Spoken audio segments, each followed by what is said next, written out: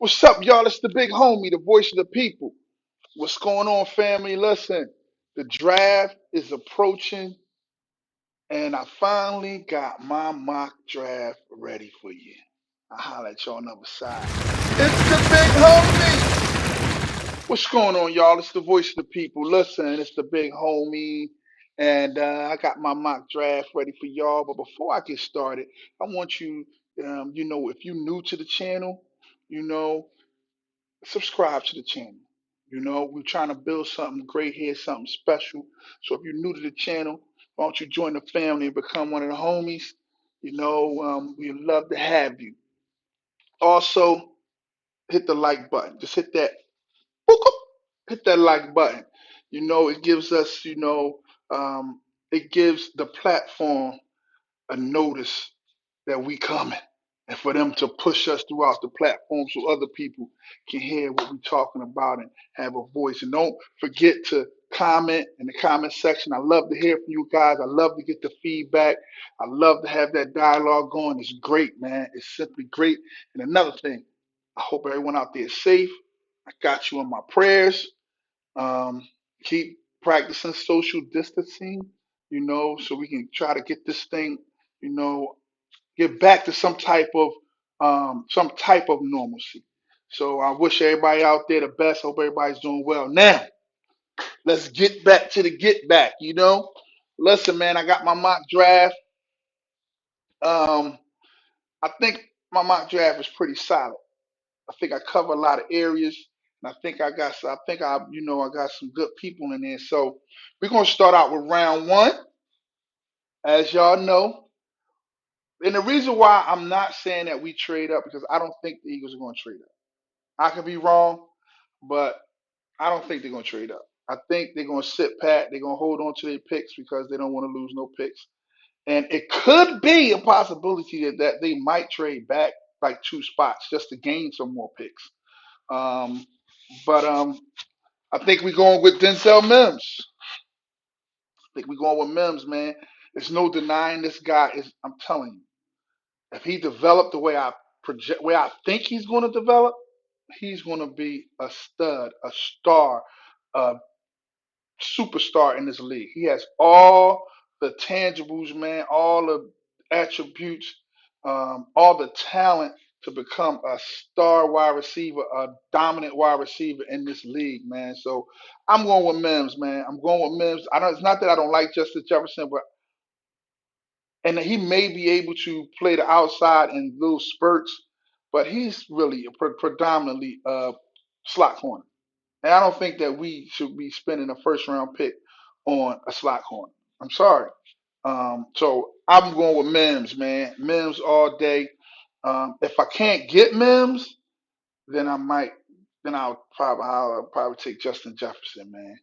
Um, and the quiet sleeper might be Higgins. But if we do that, we got to go back in the second round, really early in the draft to get a speed receiver.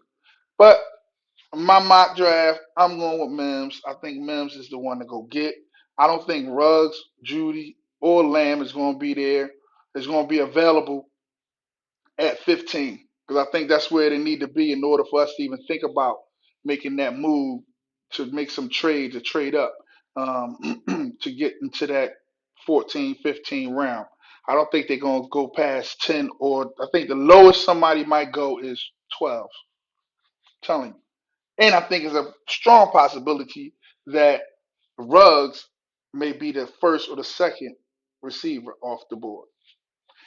So that's why I'm going with Mims, man, all day long.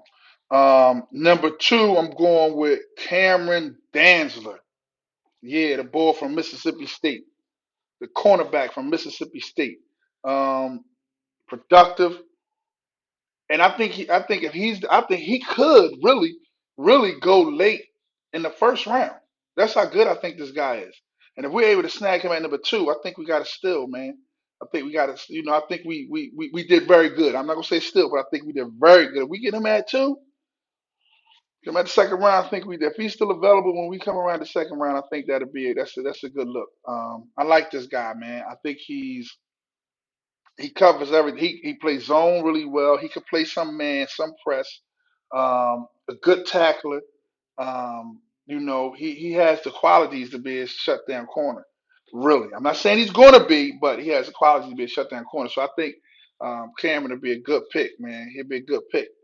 Now, my third round pick is Bradley Anais.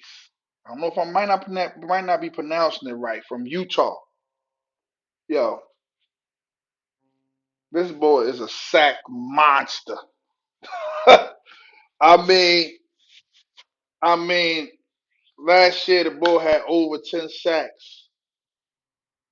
Last year, man. In the Senior Bowl, he had like 2 sacks in the Senior Bowl, 2 or 3, somewhere around there. He's a monster. He's a monster. We get him at number 3. Go defense at number 3. At number 4, we go back to the wide receiver position, and we get the ball. Brian Edwards, 6'3", long. He got long speed with hands, and he's aggressive at the catch point. So we go back to receiver. The boy from South Carolina. He got long. And see what I'm saying. You notice everybody I'm bringing in has speed. I don't want no tall, slow guys. I don't want no tall, slow guys, man. I don't care if you're tall. You gotta have speed. This boy has long speed. Mims have speed. So yeah, Brian Edwards. I think, like, I remember, if you watch one of my video when I was talking about sleeper receivers, he was one of the sleepers that you didn't hear a lot of people talking about. Brian Edwards, man. I think he's gonna be a beast. Now this number 4 pick. Um, this next number 4 pick, the second, fourth pick we got. I was kind of tossed. Um, who I did put was Antonio Winfield Jr. I think he's going to be a good safety. He's young, very productive, man. What he had, 83 tackles, 7 interceptions, and what, 3 sacks last year. I mean, this year or whatever, in the college season that was just over. So he's very productive. But I kind of wanted the boy Matt Hennessy, because Kelsey is long in the tooth, man. He's 32 years old, around there. And we need to start replenishing pieces in this offensive line to keep this offensive line young and productive. So I was kind of tossed, man. I'll be honest, between the safety, between Winfield Jr. And Matt Hennessy right there. Some people don't think Winfield will be there or think Hennessy will be there, but I think the way this draft is going to fall, I think either one of them will be available at that second, fourth pick. All right, the third, fourth pick. The third one, because we got 3 in this draft. I'm going to corner. I'm going back to corner. And I'm going to my hometown, Philadelphia, Philadelphia, Philly, whatever you want to call it. I'm going back to Philly, and I'm going to get the ball, Harrison Haynes. I think he'll be a good corner, um, especially to develop, because you don't have to really rush him in.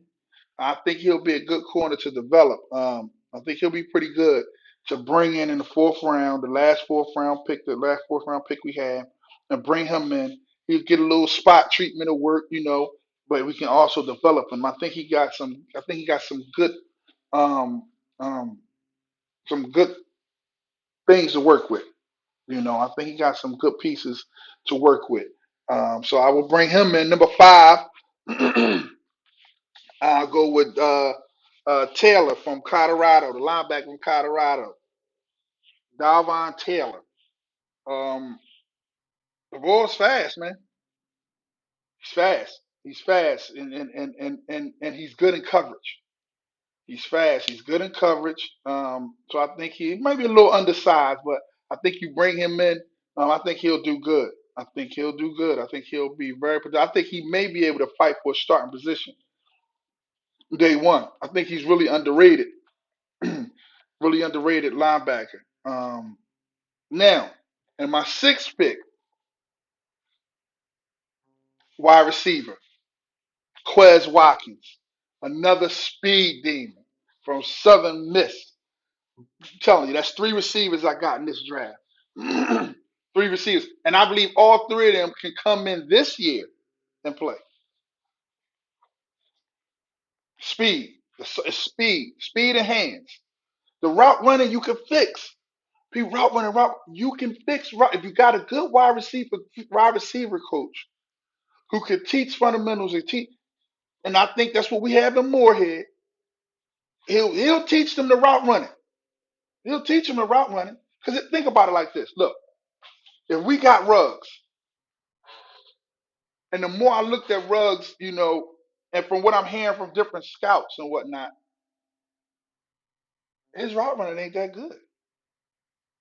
From what I'm hearing, his route running is what will keep him out of being an every down receiver. That if you bring him in this year to draft, he's going to have to, have little, he's going to come in on certain packages and whatnot. It's because of his route running.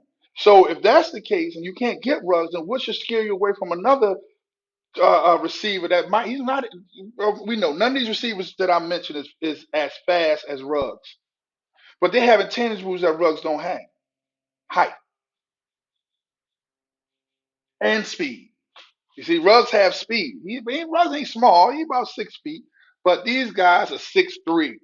6'3" receivers with speed and hands. So you could teach them route running, man. You could teach them route running. They'll be ready for the start of the season, believe me, and they'll gain more experience as the season goes along. So that's my draft, y'all. That's my mock draft. That's my mock draft, man. That's my mock draft. We'll go over again. Denzel Mims around one, Cameron Dansler. Um, or if we can't get Dansler, I wouldn't mind having Jeff Gladdy neither from TCU. Yeah, yeah, the cornerback from TCU. He's good too. Now he's good. He could play man or zone. He's aggressive. Both of them are aggressive. To be honest with you, both of them are aggressive. Um, so yeah, I would take either one of them. But just to go down, Cameron and number two, the cornerback. And then we get Bradley Anias, the DN from Utah. Then the first fourth round pick, we get Brian Edwards, the wide receiver, 6'3" wide receiver. Then we go the second fourth round pick we have. Second pick we have in the fourth round. I get Antonio Winfield Jr. or Hennessy, whoever's there. If they both there, either one to do. I'm gonna be honest with you, either one to do. But I think we probably get Winfield because we need some safety work immediately, and he can come in and be productive immediately. The third, fourth round pick we have, I take Harrison Hands, and then the fifth round pick, Dalvin Taylor, the linebacker from Colorado. In the sixth round, Cortez, another wide receiver. Now, you didn't hear me say a running back because I think, as they always do, they're gonna get undrafted free agents. Undrafted draft picks. People that wasn't drafted, they're gonna bring them in like they did Clemens and like they did what's the other ball from Penn State? Well, they're gonna bring in somebody that's undrafted free agents. They're gonna bring them in, and they're gonna bring some linebackers and some offensive linemen. They're gonna bring in undrafted. So, and we've been pretty good in the past couple of years, is picking up undrafted free agents and picking up good ones, like having a good eye for them. So I ain't worried about today. They can bring an undrafted free agent running back to fight for the third position. Third running back position, because we know it's going to be Sanders, it's going to be Boston, and then there's going to be Holyfield battling whoever they bring in. So, listen, I'm out. That's my draft. I holler at y'all. Like, comment, subscribe, and I'll holler at y'all on the other side. It's the big homie.